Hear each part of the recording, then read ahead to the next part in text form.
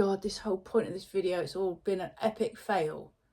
I've proved absolutely nothing. Oh my God.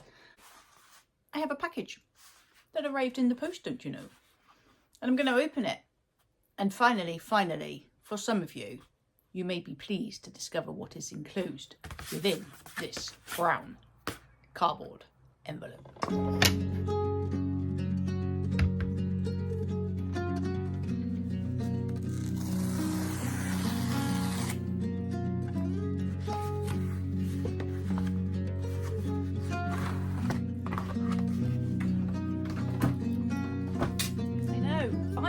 Finally, I hear you say.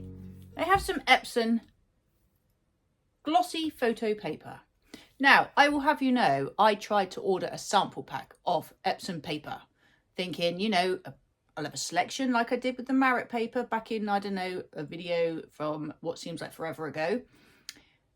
No such thing. They do a sample pack, but it seems that if you live in the UK, you can't get it. I don't know why that is. I don't know, perhaps something to do with Brexit or what have you, I don't know, but I can't find one. So I had to just select a paper from EPSON and go with it. And so I went with a thick one. This one is 255 GM squared. And I don't know what that is, but that's about the thickest I think I could get in terms of this GM squared business. I mean, I haven't opened it to see how actually thick it is, because somebody left a comment that it hasn't got anything to do with the GM squared thing. I don't know. I am not an expert, as I think I said all along. I'm not a printer expert by any means. Someone else did comment on one of my videos about it being advertised nonsense and that I was an expert who was just dissing the machine or something. Whatever. I think I quite clearly stated at all times, I am not an expert and definitely had no advertising. It was just always my experience with a printer that I chose to purchase for my business, and because I had it, I thought I'd open it with you. That's as simple as it was. Nothing more than that. But it just led on to a few things. The roller marks and me saying that I would try some EPSON paper because someone also commented that it was the paper I was using and I should use EPSON papers with the EPSON printer. I kept promising you that I would do that. And months and months and months and months and months later, I finally purchased some, and we are going to do that today. We are going to print. I'm going to try and create a greeting card on my computer, and then I'm going to print it on the EPSON paper. It does require that I move my printer from its current location because, again, some of you lovely lot, you did seem to take great delight in pointing out that utterly useless me had put my printer in a position that was definitely not right, and how could I possibly comment on it when I hadn't left enough space for it.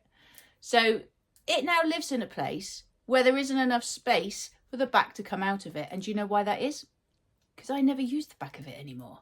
I just do my prints from the whatever you call this, the rear paper feeder. That's where I do all my prints from. I do not use the rear paper feeder slot for anything anymore.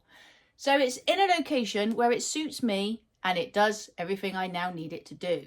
But because of this, today, I'm going to move it from its current location into a very spacious area, namely my floor, to perform the experiment on this paper. And yes, I do know that some of you will be very quick to comment that by moving my printer, I might have disrupted my ink and everything, but I promise I will do it incredibly carefully. It's just for this video. It's going back into its place afterwards, and there it shall stay for the rest of its duration, unless I rearrange my whole area again at some point, which is highly likely. So yes, I've got to move the printer. I've got to get it on the floor where it's going to have so much space. It's ridiculous. And I'm going to design the card. We're going to print the card, all being well, and just see if there's a massive difference using EPSON's original actual paper. See if there's any roller marks. So I don't know how this is going to go. I've just opened it up. It's all still sealed. I haven't done it already. We're just going to go with it and see what occurs today. Premium glossy photo paper. I might add, I wouldn't normally choose a photo paper for cardstock for like a greeting card. I think I'd have chosen matte. But like I say, this was the only one I could find that I could get delivered in a nice simple fashion with a thickness with the thickest I could get. Does that make any sense to you? This is the one this is what I ended up with. This is the one you're getting. Basically, I'm prepared to do this experiment. It's this or nothing. So buckle down and we will see what goes on. I am going to actually make the greeting cards first because I haven't got any on here anymore because I've decided greeting cards are not my thing. I've got a design one. I'm going to use, I don't know, the Kingfisher or something. So for those of you that are solely tuning in to see how the EPSON printer gets on, you need to fast forward to, I don't actually know because that's in the future and I can't read the future. But by the time I've edited this, I will know and I will try and put a time up here that you need to skip forward to. For the rest of you, that for some reason enjoy watching my videos with me and keeping me company, I'm very glad you do. Stick with me. We're going to design this greeting card, or at least, you know, yeah, design the greeting card to get it ready for printing. So up to you. Now it's your choice. I'm going to finish my cracker bread, my cup of tea. Join me now, join me later. I'll leave it up to you. Okay, bye then. See you in a minute. Or maybe not. See you now. You just stick with me. You know, I've just literally said that.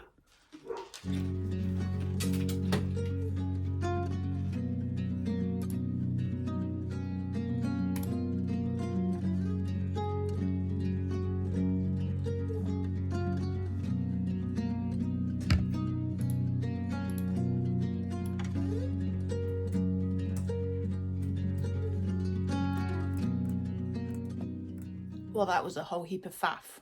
I hope you lot appreciate this. So I think I've done the greeting card. I think I've got it all okay. Couldn't work out what size to put my logo and all on because I figured if I'm going to do this, I might as well make an actual template that if it works, I could potentially use in the future. So I am trying to future-proof this whole time spent so it's not a complete waste of time if, in fact, the paper works. Because would I then consider doing greeting cards? I don't know. I'd have to work out what it would actually cost in order to produce one. It could still be that if I was going to ever do greeting cards, I would outsource them. Because obviously, if I was going to produce my own, it would be the faff of moving the printer all the time. Because regardless, I haven't got anywhere to put this printer to enable me to keep the back of that thing available to me at all times. The fact that I still need to insert the paper through one at a time would still annoy me. Obviously, I've got to take into account this margin, which actually I haven't done with this, what I've just done. So that could be a bit of a problem.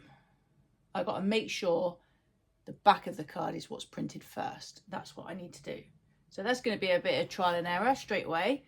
And then do we or do we not get roller marks? If we don't, those other issues with this printer, the amount of space it needs, the fact that it only will print one at a time through that back rear paper feeder slot would be too much. It's, you know, at the end of the day, there's not a huge amount of profit in cards. I was looking at a company that produced cards earlier on, actually, slightly bigger than the size I've decided to do here, and it would work out about £1.18, I think it was, per card. So what are people going to pay for a card these days? Bearing in mind you can go to your supermarket and there's a section where you can pick up cards for like 50p or something ridiculous. I mean, how can you possibly compete with that as a handmade business or a hand-produced business, hand-created, whatever you want to call it. So £1.18 would be a starting point. That doesn't take into account sort of time. But then, to be fair, although it takes quite a bit of faffing around and time spent designing the card, for me doing the artwork, I don't take my time into account, or I wouldn't with this type of product, because it's then ongoing. So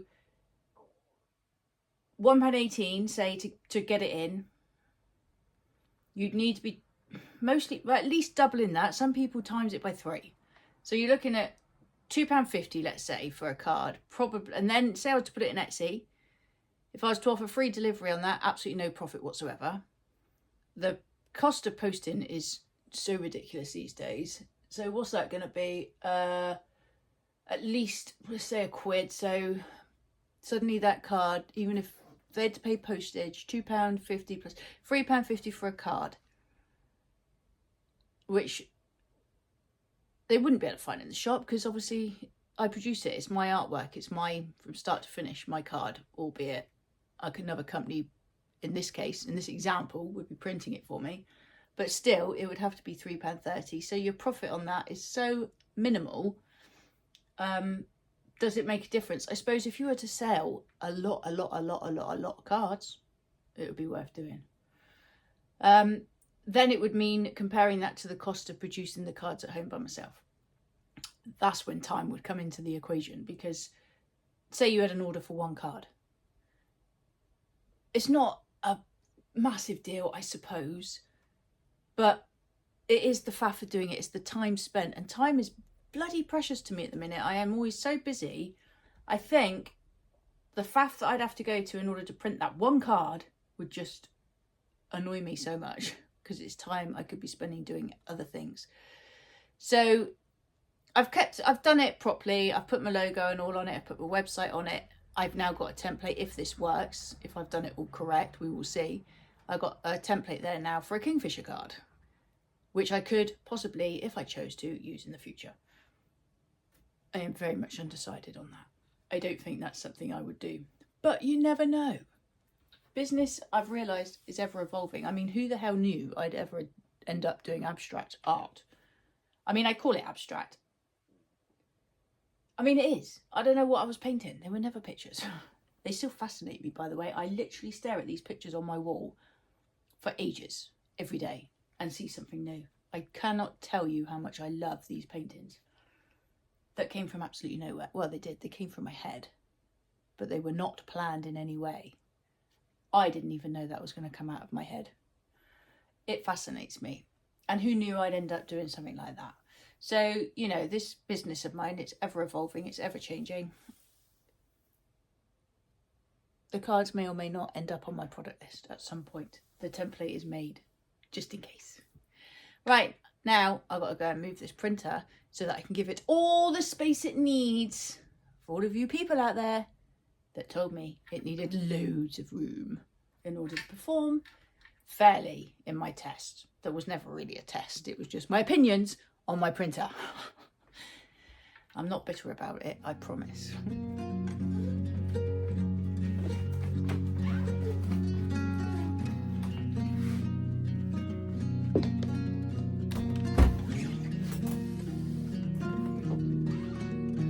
So the printer is now on the floor with a lot of space around it. So let's get this thing open, and then, oh, so much bloody mess. Well, not mess, just, you know, clutter.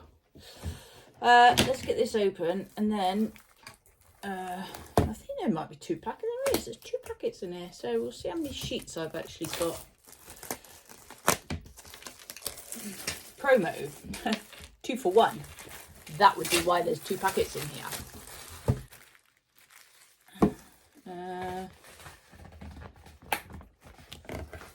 I can't honestly remember what I paid for it. Right, so there's 15, that is it. 15 sheets in each one. And the paper I use from Marriott for my prints,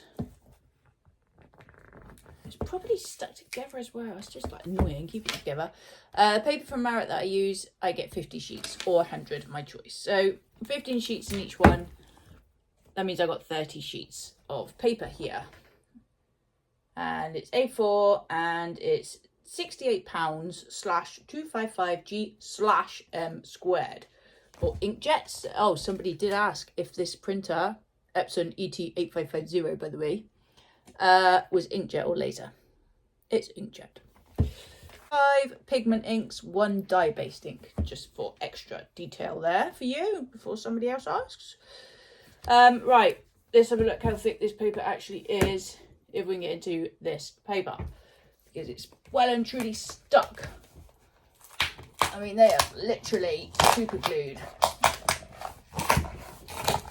These packs together. I don't know if there was any need. Who am I to argue? Right, so let's get in here. Okay.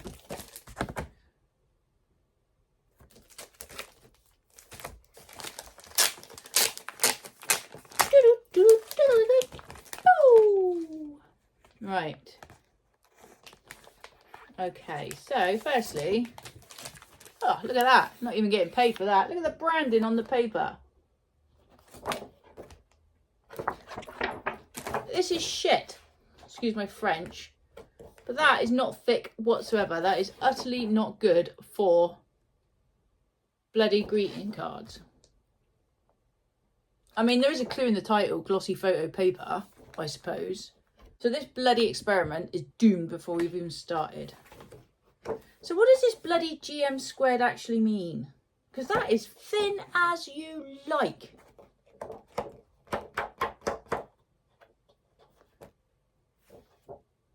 Well, fuck it. I mean, excuse my French. Sod it. We will do it anyway. But I can't see there being any roller marks because it's thin as, look. I mean, look at that. The hell? I mean, oh, I just don't understand. Let's just get EPSON up for a start. And actually, let's get the reviews from Amazon because I'm sure someone said it makes great cards. I don't really want to show you my actual Amazon history here while I look up my orders. So I'm just going to put you on looking at me for a minute, you lucky things. There we go. Oh, God. I know it said photo paper. I thought 255 GM squared or whatever that is was quite thick. Right, orders. So, there we go. EPSON Glossy A4. Let's go to the reviews. Great results for photo cards. I use EPSON to make greeting cards. The weight of the paper, especially once I've fitted the insert, is substantial enough to make greeting cards which satisfy my requirements. If I put in here EPSON card, let's see what we get. You just don't get any. If I go onto like an EPSON's own site, EPSON paper for greeting cards. Print photo greeting cards, EPSON. Right, so I'm on EPSON's actual, I'll put you on it now. So, you can create custom greeting cards using photos. First select. So, does it actually recommend? It's recommending that EPSON Premium Photo Paper Glossy, which is what this is. EPSON Premium Glossy Photo Paper. No wonder EPSON papers would work without any roller marks. They're incredibly thin. Honestly, it just drives me mad. EPSON inkjet cards. Right, what's that? EPSON photo quality inkjet cards. Weight 185 GM squared. Can anyone remember what video it was where I was testing papers? My channel. Is it this one? I'm just watching my own video here to see what the paper was that we used before and what the, I think it was GSM. And then I need to look up whether GSM is the same thing as G/M squared. So 265 GSM, which was the Pro Photo Satin. That printed well apparently. The 250 Smooth Luster printed well apparently. 280 didn't, that had roller marks. 260 photo paper had roller marks. So that's interesting. So this is I mean, it's so thin you could not make a bloody greeting card with it, and you couldn't make a greeting card with it because there's EPSON all over the back of it. Let's see what GM is. G/M. How do I do squared? M squared. The same as GSM. GSM and G/M squared both stand for grams per square meter, the metric measure of paper weight. I'm not making this up. GSM and GM squared both stand for grams per square meter, metric measure of. View our paperweight comparison chart to compare equivalent weights for different grades. Let's have a look what that is. There we go. So, this is 255, so the nearest is 253. £67, £68.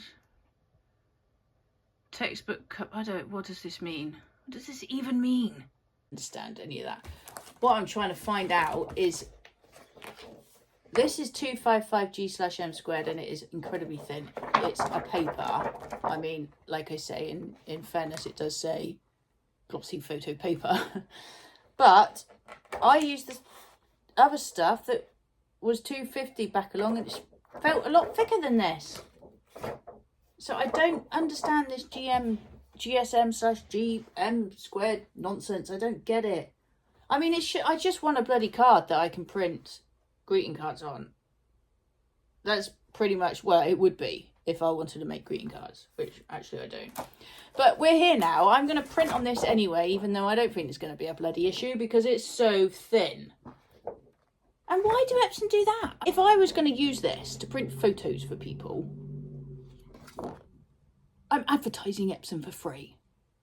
So, like, give me the paper for free, innit? And then I'll do your advertising for you. I mean, what a cheek. Didn't say that in the description, did it now?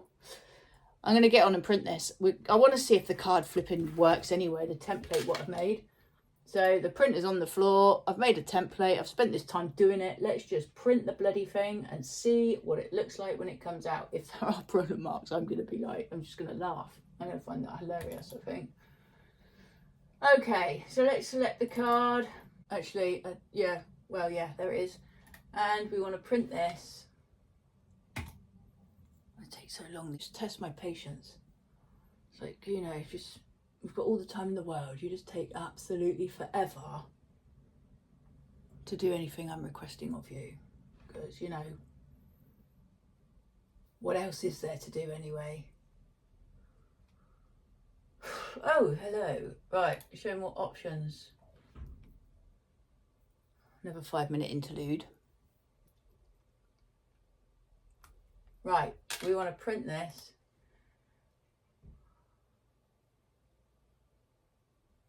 Oh, hit your head against a brick wall. Right, we want to do it on the did I say 8850 earlier? ET8550. And we are going to do it through I'm going to have to go to options. Printer properties. Rear paper feeder slot is what we want. Send your print job first and then load paper. Okay then. Is it going to do the back first or the front first? Basically, I'm thinking about this 20mm margin now, which is also a pain in the neck. And I've still got to take the back out of the machine. I totally forgot that part. How do we even do this again? So I've got to open that. Pull that up.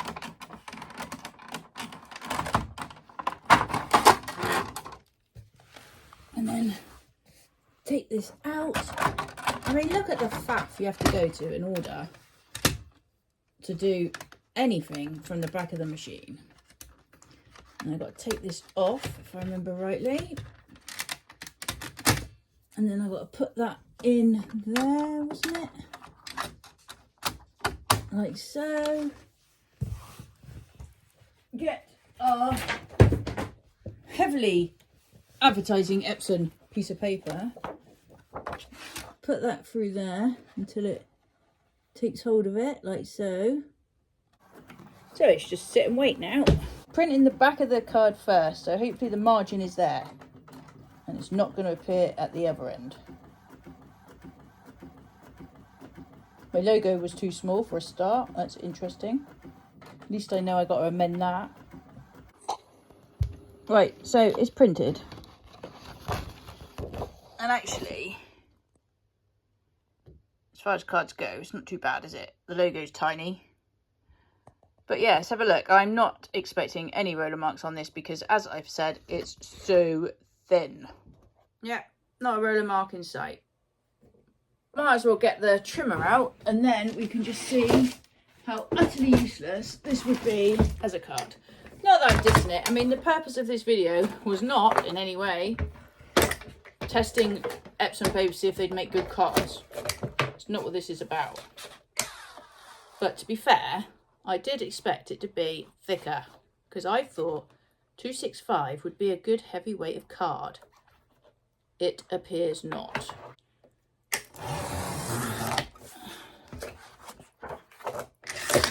just trim that. Trim this.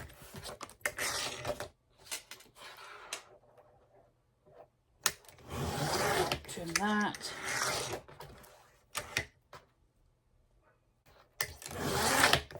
Trim that. Then, right, so I got like a little scoring board. Let's just put that, I don't know, how do we do this? On there. Just get a crease in it, because I really am losing the willpower to live with this bloody experiment. Let's crease that. Oop. Ball pull, it came right off. Honest to God, nothing is just simple. If I turn that over now, do it the other way. Right, let's do that. Oh, that came off as well. Okay, let's fold that over. I've done the crease in the wrong place, as I knew I probably would. I've got an itchy nose.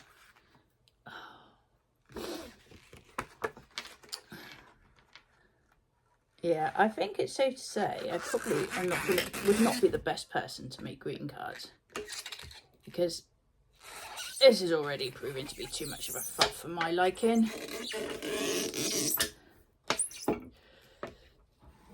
Right. Voila. Here we go.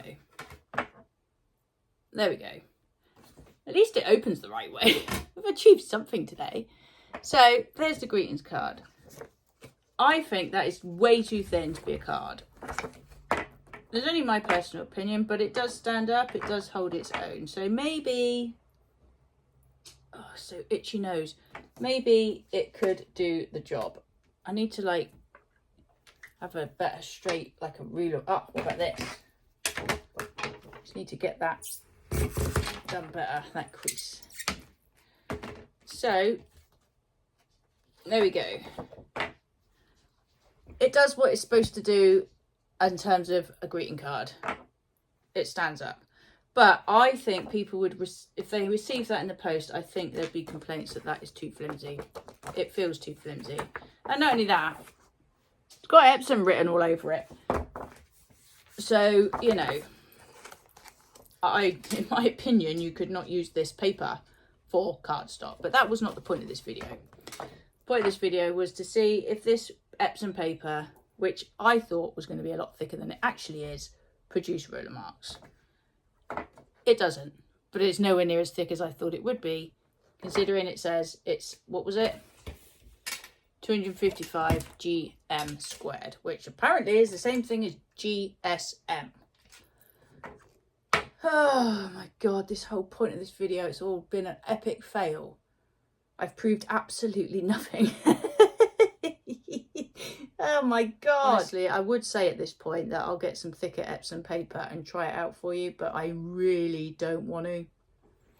I mean, at the end of the day, my opinion is I bought a printer that I thought would be able to do everything I needed it to do. Admittedly, when I bought the printer, I wasn't making greetings cards, but it was always something I might potentially do because I do my own artwork. I make prints with it, I make coasters with it, placemats with it, sometimes mugs. I've had a go at making stickers. You know, if you've been with me for a little while, you know the sort of things I've made. Greetings cards was something that would have been possibly quite nice to add because, you know, in full fairness, it's not a bad little card, is it, in terms of the picture? That might be quite nice. I wouldn't mind if I received this in the post. It's quite a vibrant, jolly, colourful, bright and cheery picture of a kingfisher. I didn't even take into consideration when I bought this printer whether it would be able to perform that task, because up till that point the Epson printers I'd had, it was, what was it, the PSC 600 I had before. No troubles whatsoever printing anything, but at the same time it was about a £300 more expensive printer. Having said that, this ET8550 was no cheap buy. It was like 500 and something pounds. never a reason why I just assumed it would be able to print on the types of paper I'd used before. You saw my other videos, you realised I ran into issues. The papers I've used up till now, a lot of them didn't work. They were of a thicker consistency because we had the roller marks. Not only that, you could argue, and it is a fair comment, that although I did do an awful lot of research before I bought that printer, at no point in my research for the printer, at no point in that research did I come across a video where it was showing me all about having to take the back off the printer in order to print thicker cardstock. Maybe it did and I took no notice because, again, I just assumed it would go through the printer with no dramas like my previous printer had done. And people use printers that are EPSON, not as expensive as this one, and as far as I know, have no troubles printing their greeting cards on decent thick card just through the actual normal rear paper slot feeder.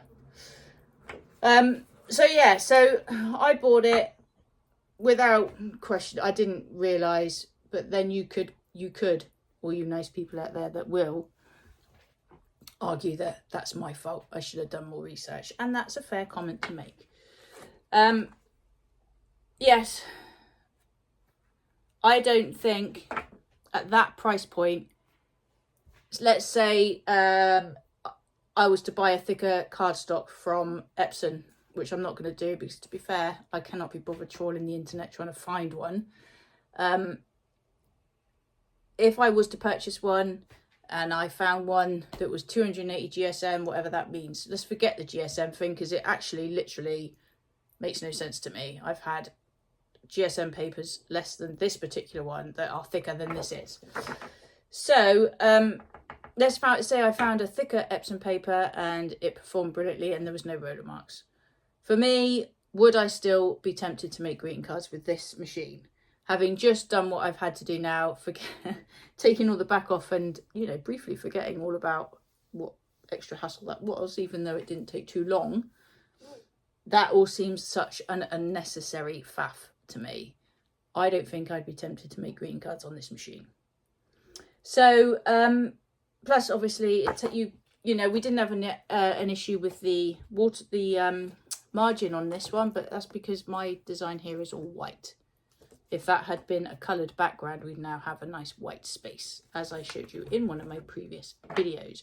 So for me, this printer, for what I use it for now, I love it. I can't fault it. The prints are fantastic. The ink is, it does seem to be quite efficient for me. I mean, I'm not filling it up constantly, so that's good. For my needs, this printer has been brilliant. Hopefully it will continue to be brilliant for a long time coming. If I was going to be making greetings cards, or if I had purchased this printer with the hope of making greeting cards, I would have been disappointed. It's not a printer I personally, my opinion, would buy with greeting cards in mind, regardless of the roller marks. I wouldn't want to be taking the back out every time, because if I was a greeting card company, there's only so many times I'm sure that you could take this thing out before it's going to start. Perhaps, I mean, I'm predicting the future. Perhaps it wouldn't, but certainly that little grey. Let me show you.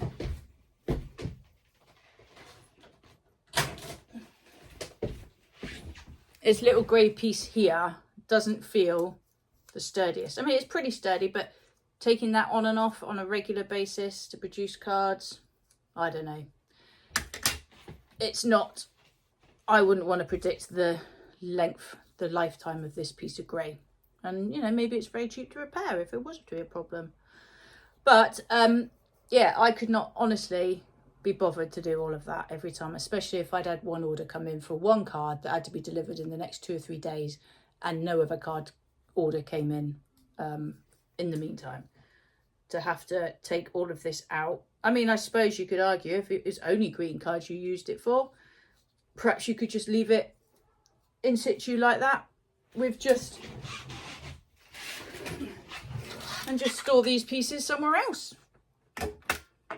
But I don't know about that. All the dust gets in, all the rest. I mean, honestly, I do find it fascinating that in order to produce or in order to print on thick cards, you've literally got to go to such extremes. I've just never known a printer like it. Not for what I consider to be a simple task for a printer.